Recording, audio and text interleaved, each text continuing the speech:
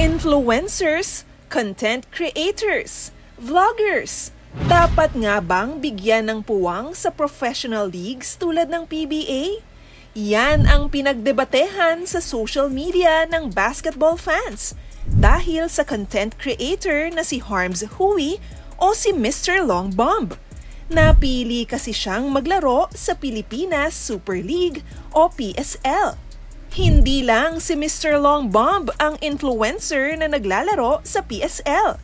Nariyan din si Jonah Renz Jacob o Kobe ng Pinas.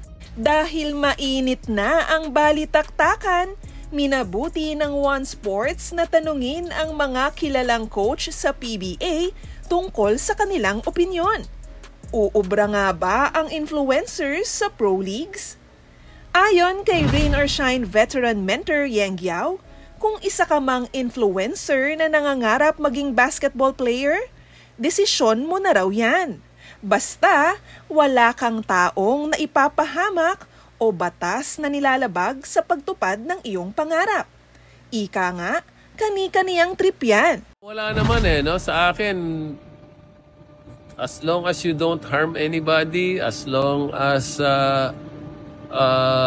you're not breaking the law, wala kang pineperwisyo, people want to get entertained with your content, decision ng mga tao yun. So, sa akin, to each his own as long as you're not creating any harm and you're not breaking any law. So, yun lang ang importante. Kilala man bilang palaban at mahigpit na coach, si Giao ay hahayaan lang ang mga influencers sa pagtupad ng pangarap nilang mag-pro. Some people might want to do it. Some people might feel that they're providing entertainment or maybe boosting their own egos. Nasa sa kanila yun. Hindi ko sila pipigilan. Si TNT head coach Chot Reyes naman ay hindi updated sa latest sa social media. Dahil inamin niyang wala raw siyang alam sa mga content creator na sumali sa PSL. Pero nang tanungin kung sa tingin ba niya ay isang marketing strategy ang pagkuha ng mga kilalang influencer para maglaro sa isang team, ito ang kanyang naging tugon. Could be, like I said, I don't know enough to comment.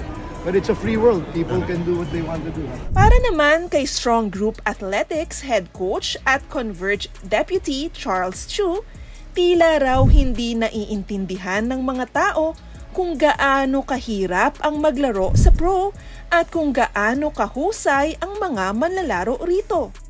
Aniya, my only comment is, people think it's so easy to play at a pro level, but these guys are really good. I think sometimes people think it's so easy, but being a pro is tough. There are so many guys who are really good at basketball but can't compete with the pros. Pareho ang naging opinion nila ni Coach Chot. Iba raw talaga ang level ng basketball pag pro na ang usapan. Like I said, to each his own. If that's what they want to do, who am I to stop them, right? But if they want to get to this level, this is a very different thing. Matatandaang bago pa kina Mr. Long Bomb at Kobe ng Pinas, ay may mga nauna ng celebrity o influencer na sumubok maglaro sa professional level. Ilang taon na ang nakararaan ay nag-debut sa Pro Hoops ang aktor na si Gerald Anderson nang maglaro sa Maharlika Pilipinas Basketball League. Naglaro rin siya bilang team captain para sa Pola Pilipinas RPG sa The Asian Tournament noong nakaraang taon. Si Anderson na varsity player noong high school ay naipamalas ang kanyang dedikasyon at husay sa basketball. Nakita yan ni Coach Charles na nagsabing legit daw si Gerald. Si Kit Jimenez naman na dating player ng Perpetual Help sa NCAA, sumikat din sa netizens dahil sa YouTube bago maging player ng San Miguel sa PBA. Katatapos pa lang niyang maglaro para sa Zamboanga Valientes sa Dubai International Basketball Championship.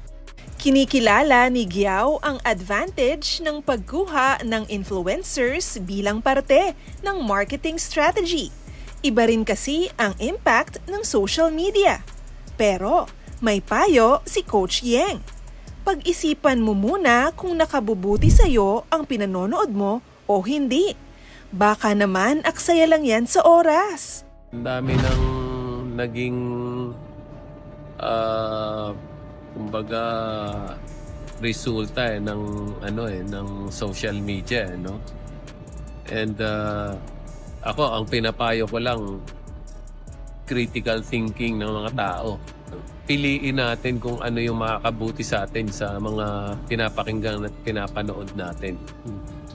Kasi kung minsan na-entertain ka nga, baka hindi naman makakabuti sa iyo yun, no? Or baka yung oras mo nauubos sa ganun, mas maganda may paggamitan ka ng maayos dun sa oras mo.